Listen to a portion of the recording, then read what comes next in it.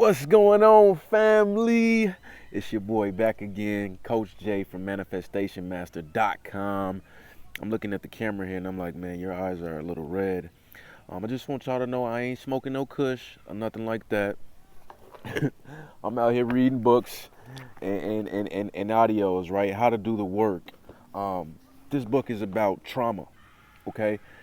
And it's very interesting because as I began this journey of healing, in the beginning, it's amazing when you start to see that there's you don't know what you don't know. Trauma doesn't just have to be physical abuse, physical abandonment, physical neglect. It comes in so many ways. And I was sitting here reading an article, not even from this book. The article prompted me to go get the book. And the article was pretty much talking about how when you come out of a very adverse childhood experience, you'll likely develop complex PTSD or PTSD. Complex is just over the top. And a big part of me started to be like, why? Why did you do this to us? And I had to check myself. Like, I played that game for 10 years. And don't get me wrong, it's still deep. I still think it's deeply rooted in there. If we pull a weed out from the surface, boop, it's not, it'll be back in a week, maybe even 2 days, right? Because we didn't get to the root of that weed and pull it out. I've been doing a lot of that in the past, pulling it off from the surface. When lately, especially turning 31 a month ago, I'm like, dude, like, the bells are just ringing. They're so loud that they're calling my name that I deserve to be happy. Listen, so as I began to get upset with my mother, not even a lot, just like that why word, right? Like, do you not know what you did to me? Like, how could you do this? Like, you set me up for failure is what you did.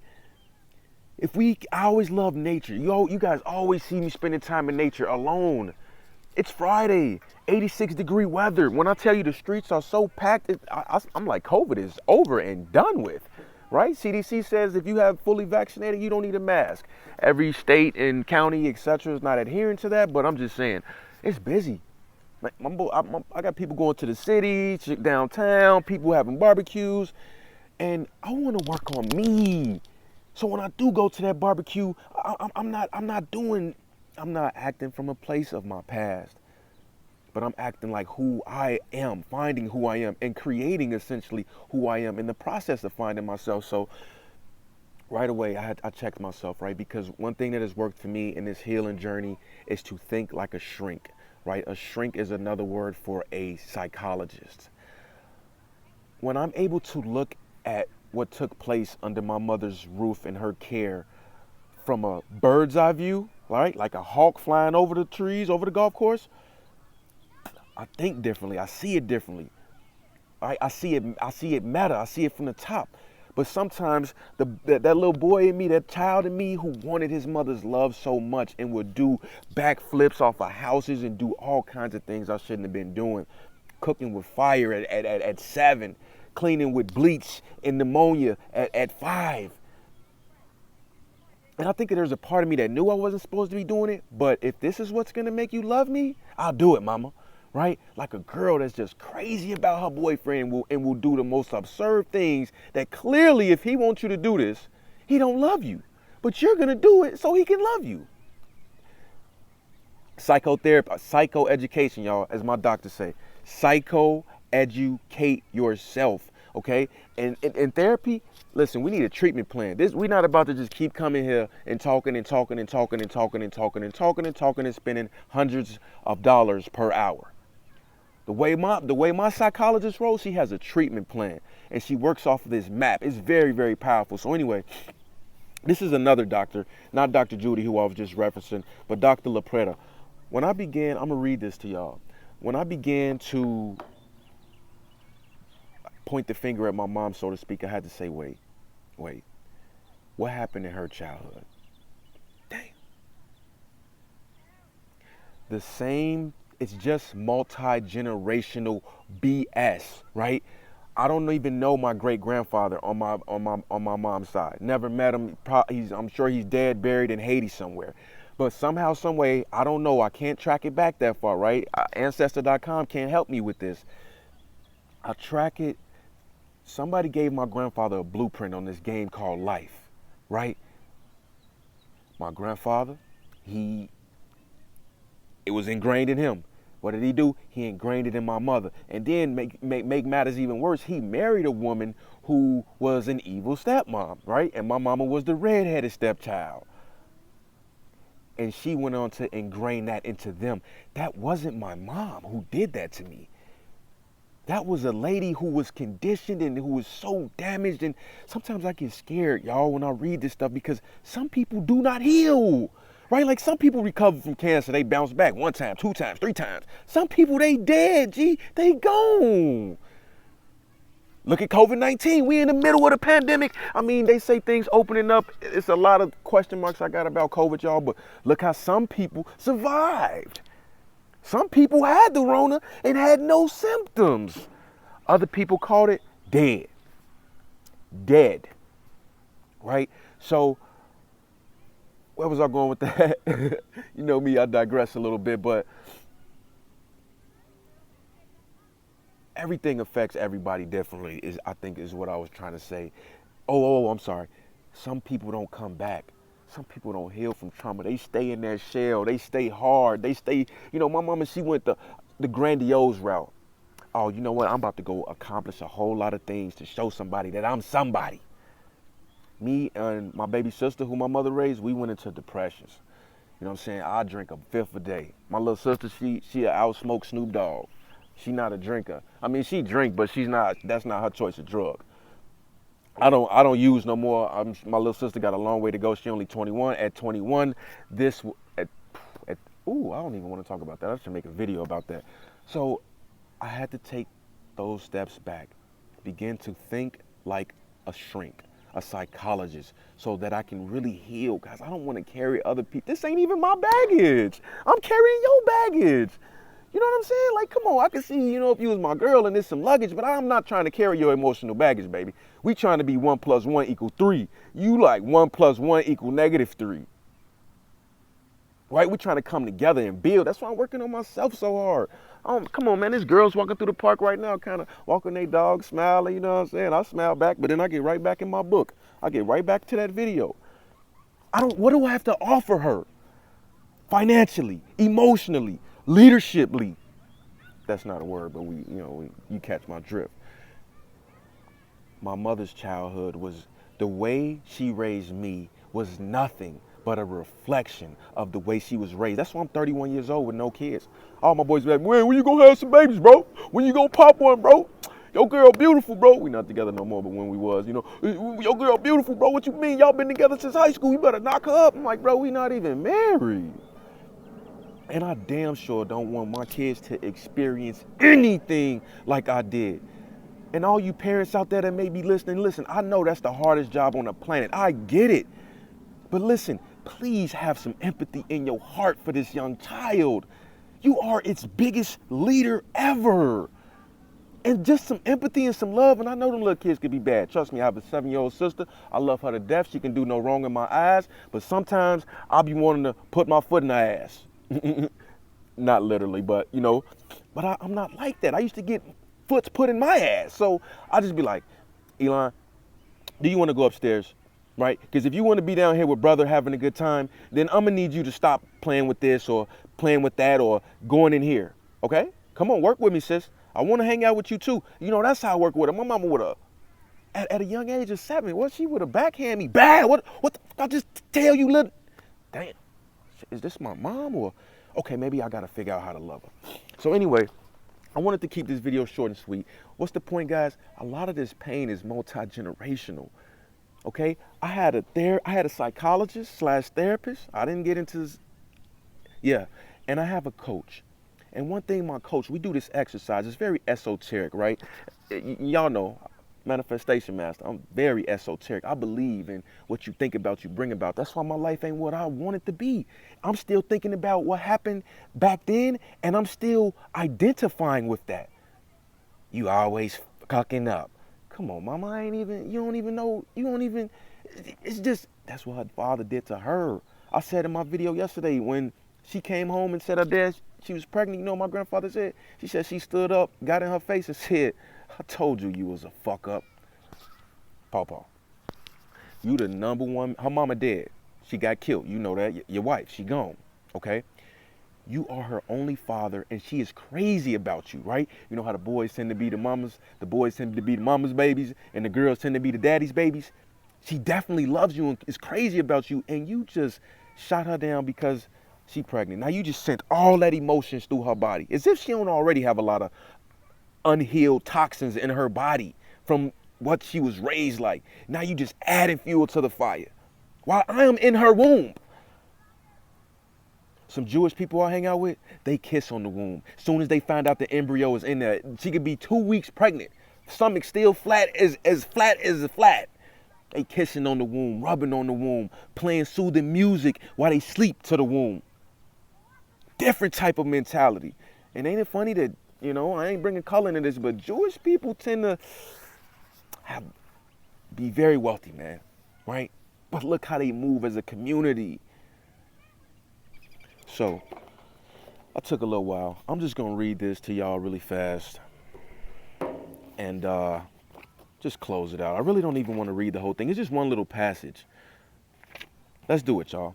A parent figure's role is to be a guide. A loving parental relationship provides a secure base for a child to return to as they venture into life, with all the ups and downs associated with this great transition. I'm not even going to commentate. I'm just going to read because y'all know I'll be talking for hours. A guide is largely non-judgmental, allowing the child to exist as they are. A guide is more likely to observe and act from a state of awareness and wisdom. This allows the child to experience the natural consequences of their actions without intervention and laying the foundation for them to build self-trust, right? Self-trust. Think of the guide as a wise teacher, someone who has faith in the foundation they have provided and trust that the student will be able to weather what life brings. The child then internalizes this faith. This doesn't mean that the child avoids pain, loss, anger, or grief, the wide array of human feelings. Instead, the guide or parent figure has provided a base of security and resilience for the child to return to when hard times come. If parent figures have not healed or even recognized their unresolved traumas, they cannot consciously navigate their own path in life, let alone act as trustworthy guides for someone else. It's very common for parent figures to project their own unresolved traumas onto their children. Hey man, I need y'all to get better. Please. All my moms out there, all my dads out there, come on. That could be the little LeBron James in your stomach. That could be little Barack. That could be little Ricky Fowler, man. For real. That could be Einstein. When even well-meaning parent figures react under the influence of their own unconscious wounds, they, instead of offering guidance, may attempt to control, micromanage, or coerce a child to follow their will. Some of these attempts may be well-intentioned. Parent figures may consciously or unconsciously want to keep the child safe and protected from the world so that the child will not experience the pain that they themselves have. And my mom would always say that, right? Consciously or unconsciously. Think like a shrink. Don't just attack. It's only going to eat you alive. Trust me, I know. Did it for 12 years. Done with that. I'm ready to go live my life. I could die tomorrow. Even in the process, they may negate the child's wants and needs. Even when this can seem intentional, these reactions often stem from their own deep-rooted pain, which may not be visible on the surface. Many of us raised by parent figures who had difficulty navigating their emotions as a result of their own unresolved childhood pain. They may have projected this pain into us directly when they urged us not to cry, or indirectly when they withdrew in response to our displays of emotion. Man, this hits home for me so hard. I feel like this lady lived in my house. See, knowledge, guys, knowledge. And you got to keep listening to it over and over and over and reading it over and over and over like your favorite song. And here we go, last couple sentences. According to Lindsay Gibson, a psychotherapist and the author of Adult Children of Emotionally Immature Parents, How to Heal from Distant, Rejecting, or self-involved parents. This lack of emotional connection in childhood leaves a gaping hole where true security might have been. The loneliness of feeling unseen by others is a fundamental of pain as physical injury. This emotional loneliness continues into adulthood when we repeat these patterns of emotional avoidance, shutdown, and shaming. Whoo! Man, I don't know about you. I don't know about y'all, but man, if you can relate, if this message is hitting home from you, you see, and that's another reason I take my healing so seriously from a psychological standpoint of view and from a physiological standpoint of view. Because if you want your brain to act well so you can fire up your mind, okay, brain is a physical thing. Mind is an activity. Mind is everywhere. That's how you manifest, is by activating your mind. And you activate your mind through your brain. If you got a weak, sluggish, foggish brain, you're not even going to be able to sit down and meditate to manifest. But beyond that, I don't want to be the wounded healer, right? I'm not going to be the preacher man up there telling you to woo, woo, woo, woo, woo. He lead the church and he back there with one of the girls from the choir. You catch my drift, right? People who do as I say and not as I do. Charlatans. There's a million gurus out there right now. I take this shit seriously because I lost the first 30 years of my life not doing this work. I forgive myself because I didn't know any better. I didn't even know my mom was a narcissist until I was 28 years old. Guys, that wasn't nothing but 2-3 years ago. I used to always just look at me like, damn, why wasn't I enough? Damn, why she had to be so mean? You know, I would bounce back between why wasn't I enough and why does she have to? It's such a weird psychotherapy, but once you begin to realize that there's a system gone wrong. I was to picture my family as human programmers. They got a shitty program, dog. A horrible programming system. You do not want that on your, it got viruses right off the back. Get serious about your healing. All my parents out there, I know it's stressful, coronavirus going on. It didn't change the earth on an earthly scale, right? Remember at first in 2020 January, it was over in Rome and it was over in China, and we was all back in America or Canada or wherever you at in the world. Like, man, they street shut down. Give it 2 months, the whole world gonna be shut down. We didn't know.